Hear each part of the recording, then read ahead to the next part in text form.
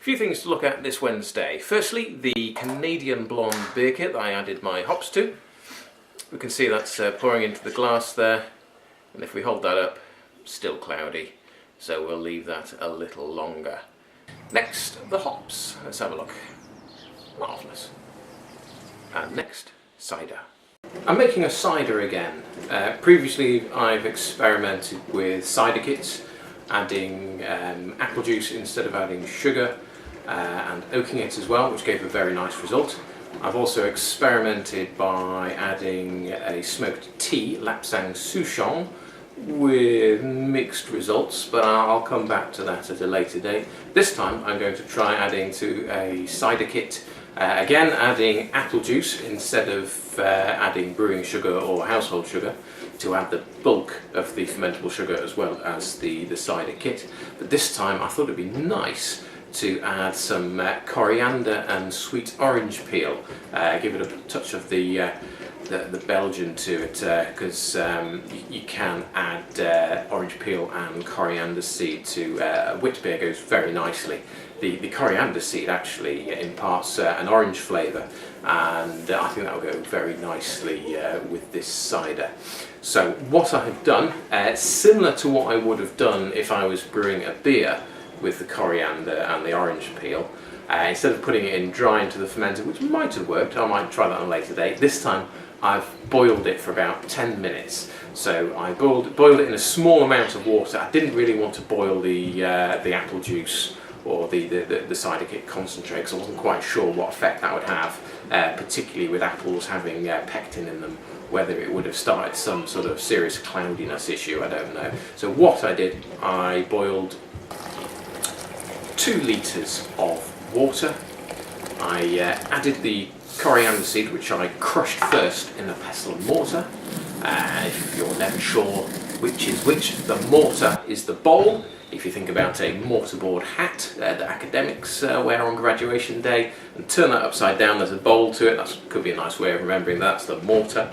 And the thing you bash it with is the pestle. So I crushed the coriander seed. I then put this into the boiling water, but also in the boiling water I put in 100 grams of glucose powder, or otherwise known as brewing sugar.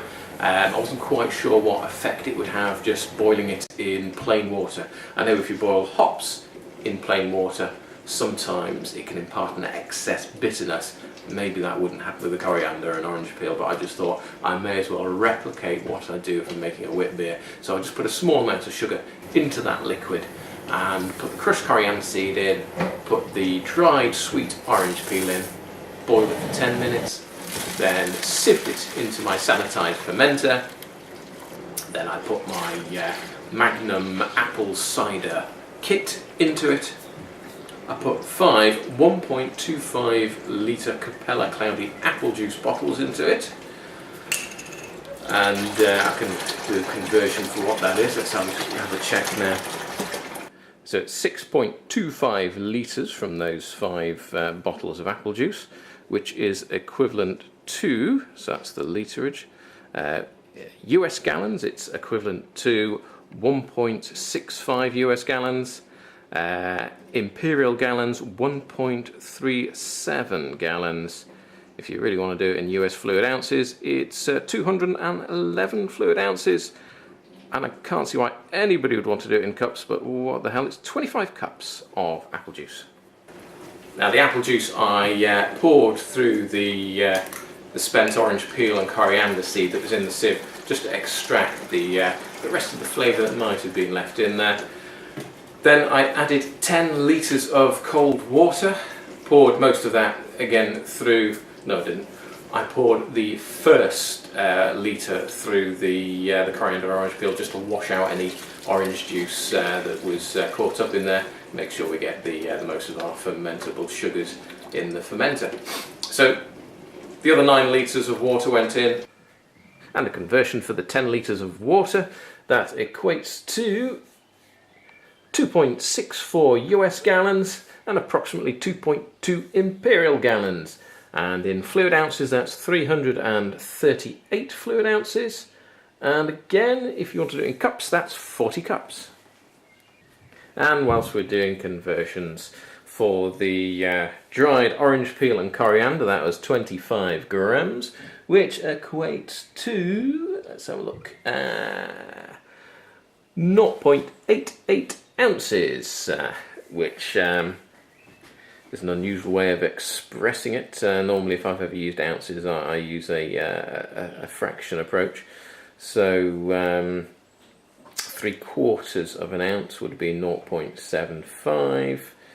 So what the hell is that? 0.88. Can I do my mathematics? No, I can't. Not when put on the spot. So I'm going to guess around 75 is going to be 3/4. 3/4. 6/8.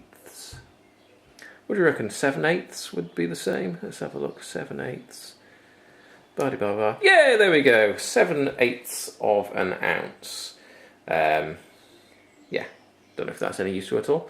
And what else did I do? I had 100 grams of glucose powder, which is in ounces, 3.5 ounces. That's a nice and easy conversion there. Right, and on we go. It gave us a specific gravity of, I think it was around, if we can have a look at the hydrometer, 1.044 or thereabouts, maybe 0.042, or agile bet 0.043. So when that's fermented out, that should give us a decent strength of cider.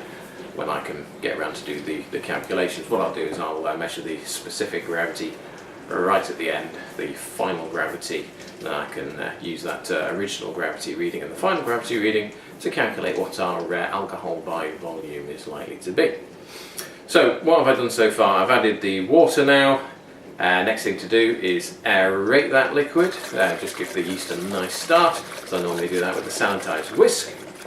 Then I add the yeast as per pack instructions. This Young's cider yeast that I've been using suggests that I add it to the sweet liquid first, leave it 15 minutes to hydrate, and then stir in. So that's what I've done. Bang on goes the lid and the bubble trap. And then we leave it to ferment and see when it's done. And now for some cake decorating.